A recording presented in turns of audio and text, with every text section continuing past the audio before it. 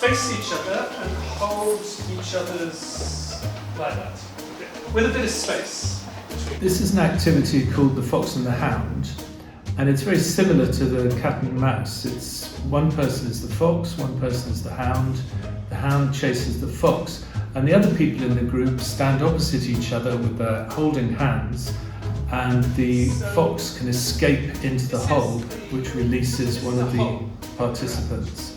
And again, after the activity, we can reflect on who you're running from, what in your life are you running away from, who are you chasing, what are your ambitions.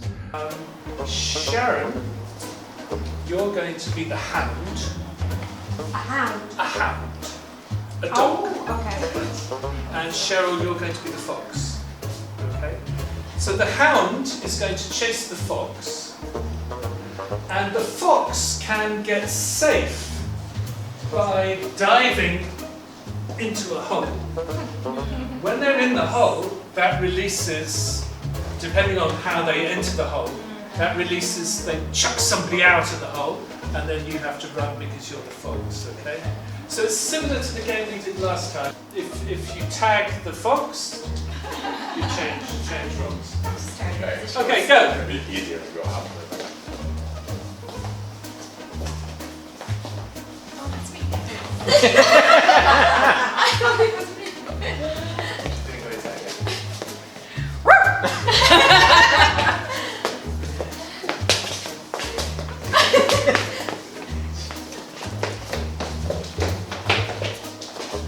You're up.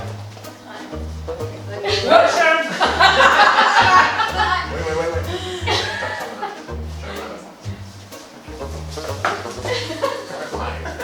Yeah, I'm not going.